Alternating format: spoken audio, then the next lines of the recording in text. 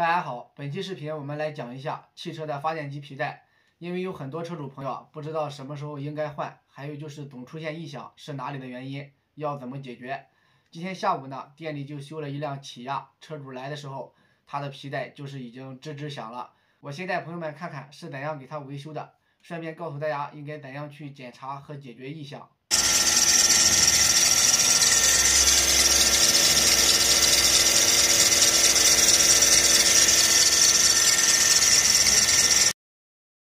朋友们刚才应该都已经听到了，它这个吱吱异响的声音可以说特别明显，已经不单是皮带在响，张紧器也是有很大的问题，因为这个皮带一直在抖动。自动张紧器的内部它有一个高强度的弹簧，外边则是一个轴承，用的时间太久了以后也爱坏。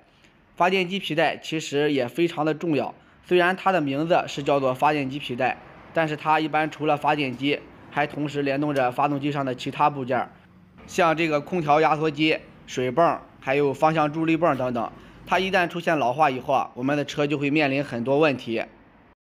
特别是车辆在行驶途中，如果皮带断掉了，我们的汽车就会面临方向盘失去助力、水泵不循环，还有发电机不发电的情况。这样不仅会导致发动机因为高温而损坏，还有可能会影响到我们的驾驶安全。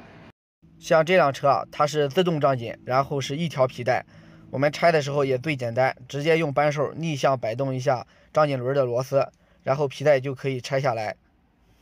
这种自动张紧的皮带使用寿命一般都在8万公里以上，当然也不排除有4、5万公里就坏掉的，因为皮带毕竟属于橡胶材质，有可能你跑的公里数不多，但时间太久了也会老化。所以说6年或者是8万公里的时候，我们就需要去检查了。如果发现皮带出现毛边、裂纹或者是异响的情况，建议大家直接换掉。如果没有发现问题，也可以继续用，但最好是以后每跑2万公里就要检查一次。至于张紧器要不要换，要看具体的情况。有的车可以用10几万公里都不坏，但也有的车型它的张紧气轮是塑料材质的，比如说大众的 EA211发动机，它的张紧气轮就容易用久了以后就出现各种磨损，会有很多的边槽。所以说一般要8万公里的时候和皮带就一起换掉。像其他的一些车型，只要张紧气轮是铁质的，里面的压力弹簧和轴承都没有坏，那就不需要换的太早了。再就是有些朋友说自己的车皮带总会有吱吱的异响，甚至换过新的皮带不久后还会响，不知道是哪里的原因和怎样去解决。其实这个皮带异响在排除掉老化开裂和张紧度不够的情况下，多半是皮带槽里面有进去了小沙粒。因为发电机皮带的安装位置是在发动机的侧面，靠近轮胎的位置，虽然说有内衬护板的遮挡，但也不能完全避免有一些小沙粒被溅到皮带槽里面，特别是下雨天涉水开车的时候，会被水带进去更多，这些小沙粒和轮子摩擦就会产生异响。